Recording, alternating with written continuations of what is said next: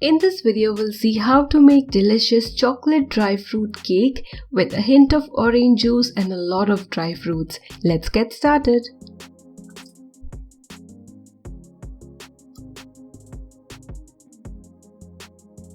First, we'll soak the dry fruits in orange juice, not like the conventional soaking. So here I've got half cup orange juice, but you can also use mixed fruit, and this is packaged one, you can use fresh. To the orange juice, add 2 tablespoons chopped almonds, 2 tablespoons chopped cashew nuts, raisins, 2 tablespoons Tutti Frutti. Now let this sit for at least 2 hours, or you can do it a night before and set this in your refrigerator and let it soak overnight. Like I said, not the conventional way.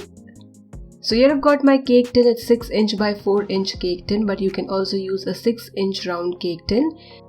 Grease the mold with some oil. I also prefer to use butter paper, so I have kept that at the base.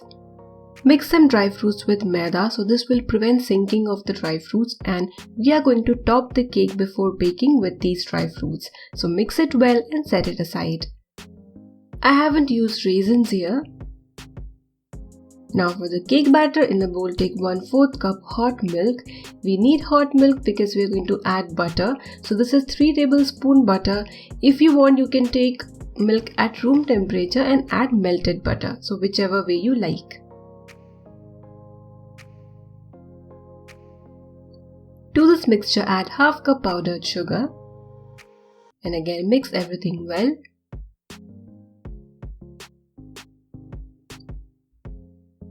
Now next, sift together dry ingredients, 1 cup all-purpose flour or maida, you can use wheat flour as well. Then cocoa powder, you can use natural or Dutch, I've used both half-half. And then baking powder and some baking soda. If you want to see the products I use or similar products, then you can check out the link given in video's description box. This also includes the utensils and other serving wares which I use. After sifting the ingredients, you need to mix them really well, but make sure you do not overmix. And if you're not comfortable adding all the dry ingredients in one go, you can add a little of the dry ingredients, mix and then add more, and continue till you add the entire dry ingredients. Add the soaked dry fruits and remove the whisk. At this time, we need to use a spatula so that you mix the batter, fold it and do not deflate it.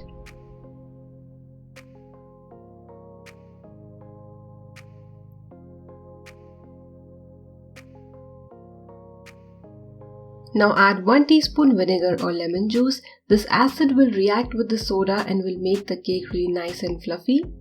Immediately pour into the batter, just fold 8 to 10 times, that's it.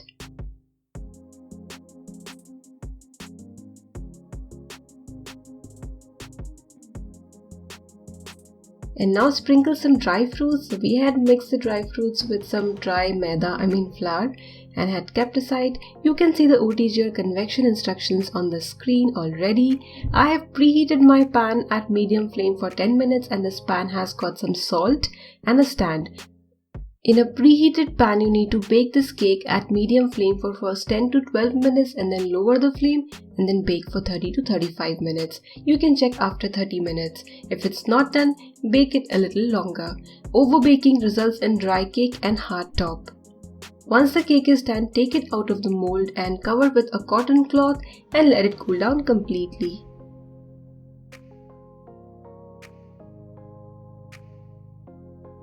My cake has cooled down and it's time to remove it from the mold. Whether it's a round mold or it's a rectangular mold, if you tap it from the sides like this, it comes out of the mold easily.